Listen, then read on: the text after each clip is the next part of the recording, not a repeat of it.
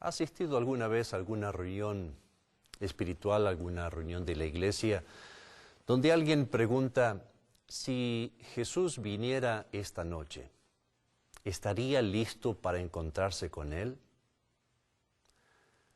Recuerdo una de las veces a la que asistí a esa clase de reunión siendo pastor de iglesia.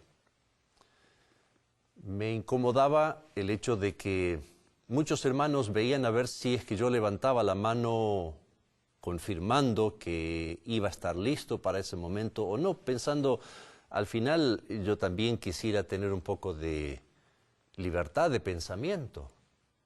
Pero por el otro lado, pensando mejor, creo que me hacía bien. Y me daba cuenta de que por un lado quería levantar la mano, pero por el otro lado me sentía incómodo de hacerlo, porque tal vez recordaba mi forma inapropiada de dirigirme a alguien hace unos días atrás, o mi mal pensamiento del día de hoy. Y cuando esa clase de pensamientos venía sobre mi mente, o esos recuerdos venían sobre mi mente, me decía, ¿será que estoy listo o no estoy listo para cuando Jesús venga? Y es muy probable que si ya fallé, voy a fallar mañana también otra vez. Por lo tanto, aparentemente, según la manera en que yo observaba mi salvación, mi seguridad en la salvación, estaba de alguna manera determinada, por lo menos en parte, si no en forma completa, por mi comportamiento. ¿Eso significa entonces que mi salvación depende de cómo me comporte? No. Pero entonces, ¿por qué era que yo me sentía inclinado a pensar de esa forma? ¿Por qué es que yo me sentía incómodo de levantar la mano ante esa clase de pregunta? Tal vez podría decir de que se debe en cierto sentido a que muchas veces algunos de nosotros, por lo menos su servidor, nos criamos o me crié con una sobredosis de comportamiento cristiano en nuestra conducta. Y creo que eso no es una situación solamente que tiene que ver con su servidor. Según muchos estudios, muchos cristianos hoy nos sentimos inseguros de nuestra salvación. Y ahí viene la pregunta de esta ocasión. ¿Puedo sentirme seguro de mi salvación? Casi está asociada con la primera. ¿Será que voy a estar listo cuando Jesús venga? ¿Será que con Él voy a poder ir al reino de los cielos? Y si ustedes me permiten, quisiera contestar esta pregunta con tres preguntas que creo que están muy asociadas. La primera, ¿he sido salvado? La segunda, ¿estoy siendo salvado? Y finalmente llegar a la final. Cuando Jesús venga, ¿seré salvado en ese momento? Analicemos cada una de ellas si me acompañan. ¿He sido salvado? Una pregunta que me ayuda a entender lo que se quiere decir con esas palabras podría ser, ¿me he acercado a Cristo alguna vez aceptándolo como mi Salvador, amigo y Señor de la vida? Dios, maravillosa y poderosamente, porque así lo es, nos asegura en su palabra, de acuerdo al libro de Hechos, el capítulo 2 y el versículo 21, todo el que invoque el nombre del Señor será salvo. Es categórico este versículo. La Biblia no lo es siempre. Y por cierto, muchas veces nosotros somos a veces más categóricos de lo que las circunstancias o de la realidad es, pensando solamente en la circunstancia del momento. Pero aquí la inspiración de Dios dice que toda persona, todo el que invoque el nombre del Señor será salvo. Por lo tanto, todo aquel que le pida al Señor Jesús, Señor, te acepto como mi Salvador, te acepto como mi Señor, te acepto como mi amigo, según la promesa bíblica que no exagera ni miente, será salvo. Todo aquel que así lo hace. Y cuando una persona recibe la salvación de Jesús, con esa experiencia, con esa realidad, recibe un regalo de parte de Dios.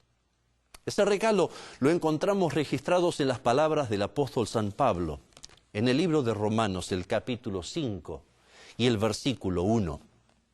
En la Biblia que tiene su servidor, la versión Nueva Versión Internacional, este pensamiento se expresa de esta manera. En consecuencia, ya que hemos sido justificados mediante la fe, tenemos paz con Dios por medio de nuestro Señor Jesucristo. El regalo que Dios nos da es la justificación. ¿Qué es la justificación? Por mucho tiempo trataba de evitar esas palabras difíciles, gustando más bien usar palabras que los niños pueden entender. Esas palabras como justificación, santificación, glorificación, exhortación, expiación, mediación, reconciliación, son palabras que no lo usamos con facilidad y por lo tanto, para ser más claro, más fácil de entender lo que quería transmitir, sustituía la palabra justificación por lo que para mí era un sinónimo. Y ese sinónimo para mí era la palabra perdón. Pero me di cuenta de que la palabra perdón no conlleva todo el significado de la palabra justificación. Permítame ilustrarlo. Supongamos que usted me dice una mentira. Me pide perdón, por cierto lo perdono, pero entonces en ese momento yo lo miro a usted como un mentiroso perdonado. Supongamos que yo voy a su casa y le robo su carro. Y usted, después de que yo le pido perdón, me perdona, pero me transformo en un ladrón perdonado. La justificación hace más que eso. Hay una escritora cristiana que en un pequeño pero significativo libro llamado Camino a Cristo dice: cuando somos justificados estamos delante de Dios como si nunca hubiésemos pecado. En otras palabras, no queda un registro en su vida o en mi vida cuando yo acepto a Jesús como mi Salvador personal, como alguien malo pero ahora transformado, sino que el regalo de Dios cuando entrego mi vida a Jesús es que Él me justifica, me limpia de todo mi pasado. Yo nunca fui un ladrón, nunca mentí, nunca hice algo malo. Soy una nueva criatura, completamente limpia de mi pasado. Tal vez podría decir, eso es un super perdón, la justificación, o un mega perdón, o un perdonazo. Ahora, la pregunta que viene acompañada con este concepto de si habría sido salvado es: ¿será que toda persona, no importa quién sea, puede recibir eso? ¿Puede recibir ese regalo de la justificación? Y que, por cierto, quien es justificado, por eso el versículo dice, tiene paz en su corazón, porque es nuevo. En una pequeña localidad en el Brasil había una casita muy cómoda. Estaba compuesta de una habitación grande, techo rojo, en una calle polvorienta de una población pequeña. Vivían allí María y su hija Cristina. En esa habitación, o en esa casa de una sola habitación, habían pocos elementos: un viejo calendario, una foto desteñida de algún familiar, una palangana donde se lavaban las manos, las caras, y un fogón a leña, además de un rincón guardado para dormir cada una de ellas. Habían estado trabajando con tiempo, por largo tiempo, tanto la madre como la hija, para poner gracia a esa casa, para ponerle color, para ponerle cariño a esas paredes frías, a ese piso de tierra. El esposo de María había muerto cuando Cristina era tan solo una bebé. Y ella se había limitado a no volver a formar el hogar pensando que la prioridad de su vida era atender, educar y formar a Cristina, su hija, para que la vida fuera mejor para ella. Ahora habían pasado alrededor de 15 años y Cristina ya estaba en edad de poder empezar a trabajar. Por lo tanto, la madre veía de que aquel trabajo de mucama que le había permitido por lo menos servir los alimentos en la casa, como también tener la educación, ofrecer la educación a su hija de la mejor manera posible, iba a mejorar con el empleo de ella. Cristina, por otro lado, tenía sueños en su vida. Su deseo era ir a la ciudad, sustituir las calles polvorientas de su pobre vecindario y disfrutar de las calles, de las avenidas, de luces, de grito, de ruido, de sonidos, de movimiento de gente. No se sentía atraída. Y la madre más de una vez le decía, tal vez tú no sabes bien lo que es llegar a una ciudad. Una ciudad es un lugar muy frío. Hay mucha gente, pero nadie te conoce. Y yo lamentablemente creo saber, que cuando alguien desesperado para buscar alimento, ya que es difícil conseguir trabajo, realiza actividades que nunca se imaginó que va a realizar. Sin embargo, Cristina estaba ausente a los comentarios de su madre. No creía de que su madre entendía la realidad. Y una mañana, cuando María se levantó y vio que el lecho donde estaba típicamente descansando Cristina estaba vacío, se desesperó. Pero a la vez se imaginó lo que estaba sucediendo. Juntó la ropa que pudo en forma inmediata en un bolso, sacó el dinero de ahorros que tenía en cierto lugar y fue lo más rápido posible a la estación de autobuses para tomar el próximo vehículo que la habría de llevar a la ciudad de Río de Janeiro, donde ella se imaginaba que podría estar Cristina.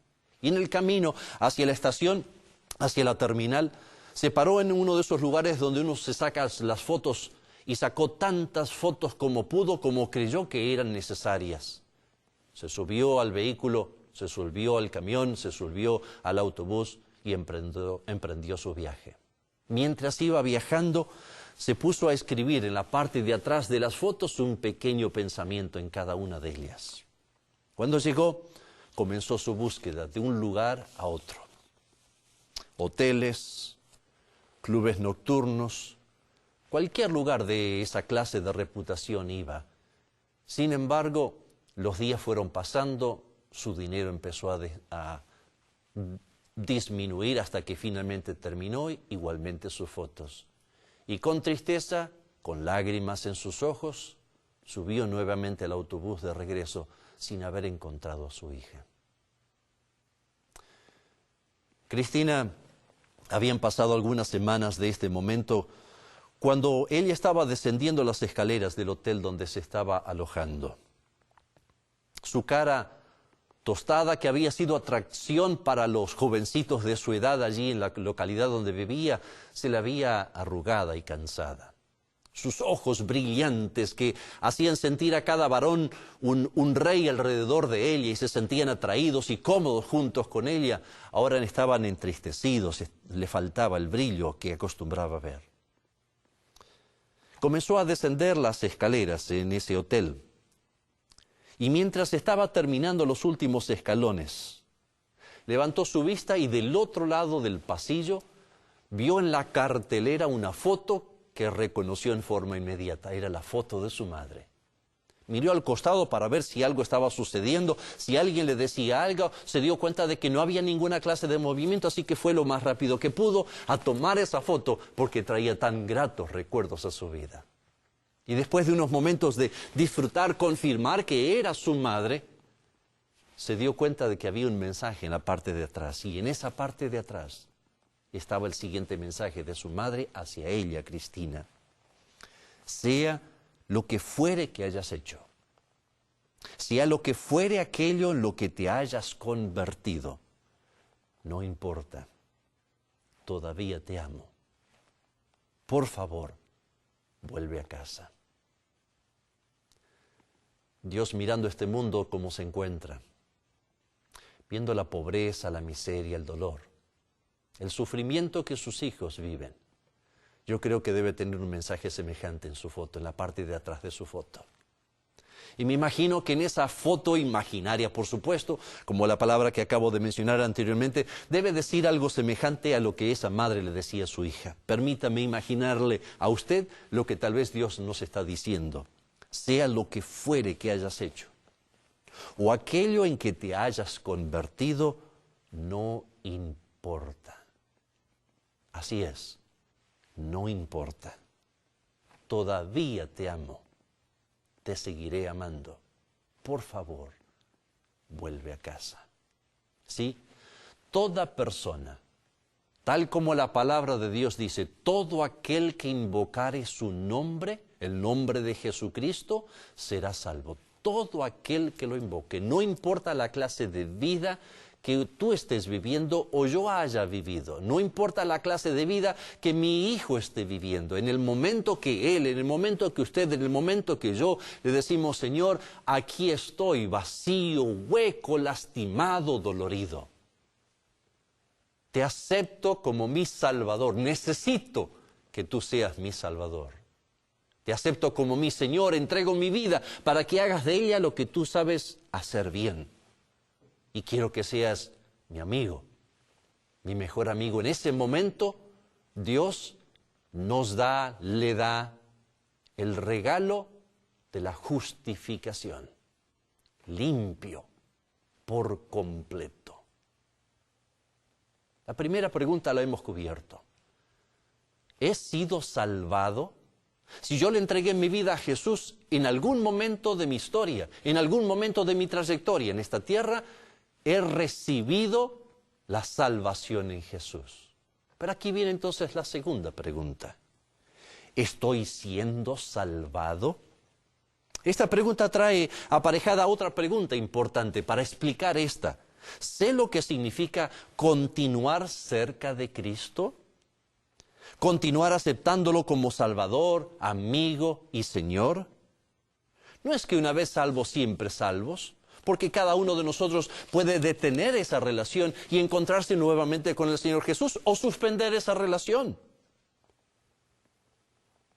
La realidad dolorosa, según las estadísticas, una de las últimas estadísticas que escuchara sobre este tema, nos habla de que muy pocos de los cristianos hoy pasamos tiempo con Dios. En forma específica, según esta estadística que hago referencia en este momento, el 20% de los cristianos profesos, no aquellos que dicen, sino aquellos que profesan el cristianismo, tal vez tú y yo, que realmente creemos en Cristo, que vivimos de acuerdo a Cristo, solo el 20% de nosotros pasan algo de tiempo buscando a Dios diariamente. Eso significa que la gran mayoría, el 80%, tiene que mirar a su pasado para encontrar algo significativo con Cristo, no al presente como tendría que ser. Hay un texto muy significativo que indica oportunamente el valor de este punto del cual nos estamos refiriendo en este momento. Estoy siendo salvado. Me refiero al que escribió, en este caso, San Juan. En su primera epístola, en el capítulo 5, los versículos 11 y 12 dicen lo siguiente. Y el testimonio es este, que Dios nos ha dado vida eterna, y esa vida está en su Hijo. Y note, querido amigo, lo que viene a continuación, el versículo 12. El que tiene al Hijo, tiene la vida. El que no tiene al Hijo de Dios, no tiene la vida. Quiere decir de que el secreto para seguir en un estado de salvación permanente es tener a Cristo en forma permanente. Ahora, ¿cómo se puede tener a una persona? Yo creo que todos sabemos, si usted es casado como yo lo soy, que nosotros decimos, yo tengo una esposa, o yo tengo un hijo, o yo tengo un amigo. ¿Qué significa eso? Que tengo una relación con una persona que se ha transformado en ser mi cónyuge, o mi amigo, o mi hijo, o mi padre, o mi compañero de trabajo, mi vecino. ¿Cómo puedo tener relación con una persona pasando tiempo con ella? Pero ¿cómo puedo pasar tiempo con Jesús que no está aquí conmigo? Cierto amigo le dijo a Richard, ¿sabes que yo no creo en Dios? ¿Y por qué no crees en Dios?, le preguntó Richard a su amigo. Porque no lo puedo ver. Y Richard, después de pensar un minutito, dijo, ¿sabes qué? Yo no creo que tú tengas cerebro. Y por cierto que su amigo le dijo en cierta ocasión, ¿qué cosa? ¿Cómo puedes decir de que no tengo cerebro? ¿Es que nadie me lo ha mostrado? Yo no lo veo. Sin embargo, en ese momento nos podemos dar cuenta de que hay cosas en la vida que no vemos, pero existen. ¿Quién ha visto el amor? Pero no porque no lo veamos podemos decir de que no existe, que no hay tal realidad. Claro que la hay, esa realidad.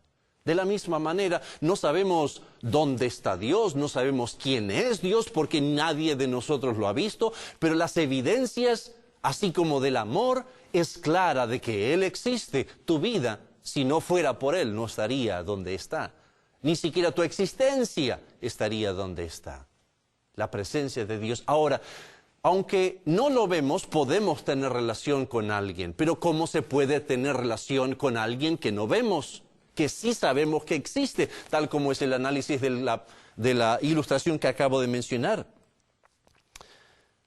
Hay 3 pilares para que tú y yo podamos tener una relación con Jesús. Primero es escucharlo a Él. La más segura, más confiable forma de escucharlo es escucharlo de acuerdo a lo que Él dice en su palabra. Esa es confiable. Las impresiones que muchas veces nosotros recibimos que nos parece venir de Dios pueden ser de Dios, pero no siempre lo son. Por lo tanto, no son tan confiables como aquella que Él ha dejado escrito en su palabra. Segundo pilar, el hablarle a Dios. El rezo, la oración, la súplica, es abrir nuestro corazón a Dios como nuestro mejor amigo, como una autora conocida por su servidor lo refiere tan apropiadamente. Y tercer pilar, primero la Biblia, el estudio de la Biblia para conocer su voluntad. Segundo, la oración para yo expresarle a Dios lo que hay en mi corazón, de tal manera que haya un diálogo entre Él por su palabra y yo a través de la oración, y de esa manera se establezca el paso inicial de la relación. Pero el tercer elemento sumamente importante es la testificación. Contarle a los demás quién es Jesús. De esa forma es que nosotros llegamos a establecer una relación. Y para tener vida, según el versículo de San Juan capítulo 5, el que tiene al Hijo, tiene la vida. Por lo tanto, el secreto para tú hoy poder decir estoy siendo salvado es tener al Hijo, porque el que tiene al Hijo, según la promesa, la indicación divina, es que se tiene vida. Y para tenerlo al Hijo tenemos que tener una relación. Y para tener una relación tenemos que pasar tiempo. Y esa clase de tiempo tiene que estar basado en 3 pilares. Biblia, oración y testificación. Ahora viene entonces la última pregunta. ¿Seré salvado cuando Cristo venga? Y déjeme hacerle esta pregunta, querido amigo.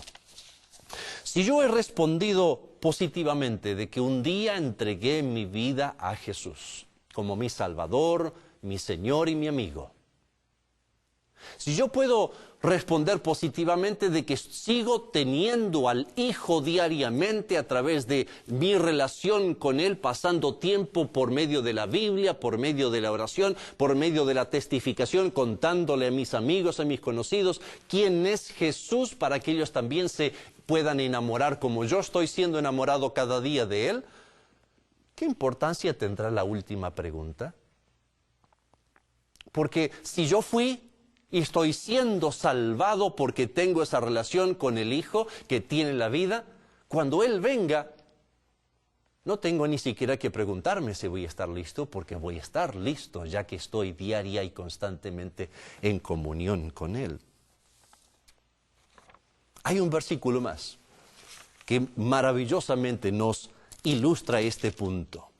Aquí mismo en San Juan, primera de San Juan me refiero, el capítulo 2 en este caso, en el versículo 28, nota lo que se nos dice. Y ahora, queridos hijos, permanezcamos en Él, se refiere a Jesús, para que cuando se manifieste, segunda venida, podamos presentarnos ante Él confiadamente seguros de no ser avergonzados en su venida. Por lo tanto, Si quiero yo estar seguro de ser salvo cuando Jesús venga, lo que necesito es permanecer con Él de tal manera que no pase vergüenza a nadie, ni Él, por tener que decir cuánto hubiera querido, porque Él hizo todo lo posible para mi salvación, ni yo, perdiéndome no meramente algo bonito por un momento, sino lo tan hermoso que las palabras, el pensamiento y la boca humana no puede siquiera imaginar cómo es, y todavía por la eternidad.